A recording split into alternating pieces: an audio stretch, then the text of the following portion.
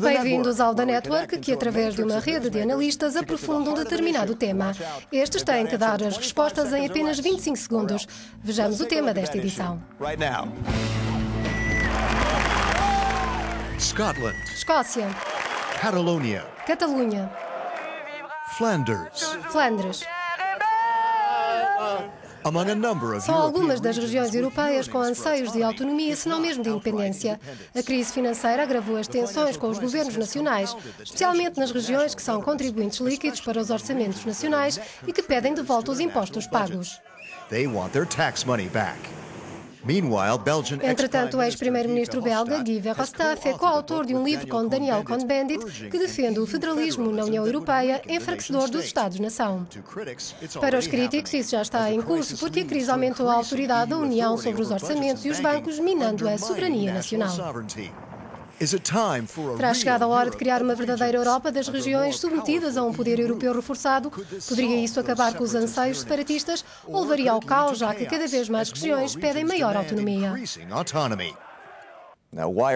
Ligados em rede nesta edição do The Network, a partir do Parlamento Europeu em Bruxelas, temos Christian Venning, secretário-geral da União dos Federalistas Europeus, fundada logo após a Segunda Guerra Mundial e que defende a unidade na diversidade para superar as divisões na Europa.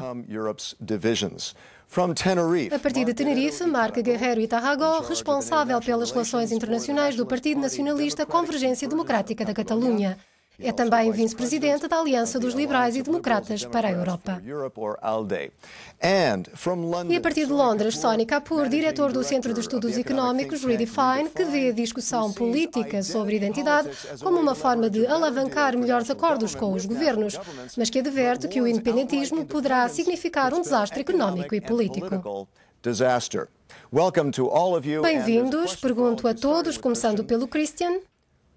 Se os movimentos separatistas podem causar uma balcanização da Europa, exatamente no momento em que a União ganhou o Prémio Nobel da Paz por 6 décadas de paz. Penso que a palavra diz tudo. Está a acontecer nos Balcãs, logo não há um plano para a independência. Acho que o que está em causa é que é preciso uma europeização, no sentido de criar a Federação Europeia. Marco, o que pensa? Teme uma balcanização? O movimento a que pertence defende a independência da Catalunha, não é? Eu não vejo de todo que haja uma balcanização. Vivemos num território democrático na Europa do século XXI, mas temos um grande desafio na Europa, que é dar voz e um maior papel aos diferentes atores que existem nesta unidade na diversidade. Passemos ao Sony, embora queira acrescentar também que o deputado espanhol Alejo Vidal Quadras tem sugerido a mobilização da Guardia Civil se a Catalunha fizer um referendo sobre a independência. Isso não faz recear uma balcanização? Penso que o mais encorajador é que, e isso explica o sucesso da União Europeia e o motivo por que ganhou o Prémio Nobel da Paz, é que todos os conflitos atuais se travam com palavras e não com armas, como aconteceu no passado. Por enquanto. Por enquanto. E isso é muito importante e penso que vai manter-se. Algumas das discussões sobre uma eventual guerra civil, com a intervenção da Guardia Civil, é só para chamar a atenção. E espero que já tenhamos ultrapassado o ponto em que os conflitos económicos se resolvem com armas. Acredito realmente nisto, embora reconheça a ameaça. Voltemos ao Christian. Pode o movimento independentista levar à dissolução da União Europeia se a Espanha, por exemplo, votasse a entrada na União de uma Catalunha já independente? Poderia haver também um caos, como sugerido por alguns, mas não acredito que haverá nem um superestado, nem o caos, nem a dissolução da UE. Penso que depois da crise teremos uma Europa mais forte. A pergunta que devemos fazer agora é como se pode resolver a crise. Acredito que todos os movimentos independentistas concordam que o desafio atual é superar a crise.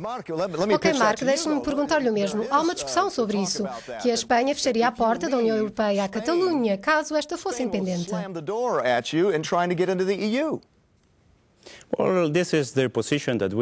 Essa é uma posição que não consideramos democrática. E já que mencionou Vidal Quadras, este não é um argumento democrático. Consideramos que não há nenhum exemplo de secessão na União Europeia e não há nenhuma lei que diga que a Catalunha não poderia ser um Estado independente novo na Europa, no caso dos catalães quererem que o seja. Sony, o que dizer sobre uma federação frouxa? É essa a resposta? Uma federação frouxa na Europa? Poderia uma Europa das regiões tornar o Estado-nação obsoleto e levar países como o Reino Unido a saírem? Ser parte da União Europeia fez com que a ideia de secessão económica fosse vista como mais fácil e atraente. Nesse sentido, pode-se dizer que já temos uma espécie de federação das regiões, mas nela as regiões e os Estados-membros acotovelam-se uns aos outros na luta por recursos e nas negociações. Vamos voltar a falar com Christian, que defende uma federação europeia. Isso não vai criar muitos problemas? Não é uma caixa de surpresas? Foi uma caixa de surpresas, se olhar para o passado, e é algo que se tenta resolver há 60 anos. Penso que, se houver um Senado, tal não significa o caos no Parlamento. Precisamos de uma liderança forte e que sejam as pessoas a eleger os seus líderes no Parlamento Europeu, que, por sua vez, deve eleger o Presidente da União. Voltando ao Marc, a Catalunha tem eleições em novembro que poderão fortalecer os partidários da independência, incluindo o seu partido. Por que é que a Catalunha ficaria melhor fora da Espanha? Explique-me em 25 segundos. Há duas razões. A sangria económica é uma, já que há uma sangria económica ao nível orçamental de 60 milhões de euros por ano que não podemos continuar a sofrer, especialmente na atual crise económica. E a segunda é o respeito político. A Catalunha quer ser respeitada política e culturalmente dentro do seu próprio Estado, algo que Espanha não nos dá agora. Ok, quero o dinheiro de volta. Que diz do caso escocês? Sony, deixe-me perguntar-lhe, já que está na Grã-Bretanha. Os escoceses vão ter um referendo sobre a independência em 2014. Têm razão em querer sair, ficar com o dinheiro do seu petróleo e talvez adotarem o euro? Como alguém na Alemanha me disse, se os catalães não querem pagar as dívidas do resto de Espanha e partilhar riscos com o resto de Espanha, porque devem os contribuintes alemães fazê-lo? E eu acho que essa lógica é muito forte e que, se esse tipo de secessionismo se espalhar, vamos acabar num completo desastre.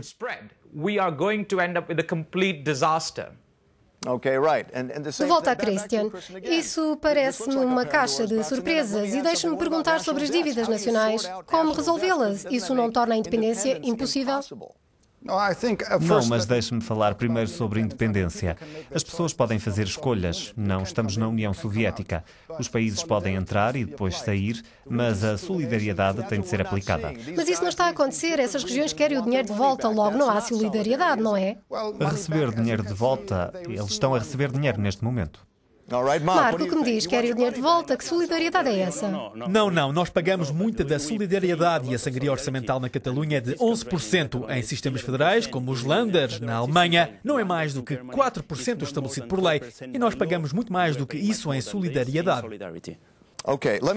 Vou terminar com a seguinte pergunta. Será que uma Europa federal, vista como uma Europa de regiões, minaria a identidade nacional? Será que iríamos ter uma União Europeia em que se fala inglês no superestado e com várias línguas regionais moribundas, Sony?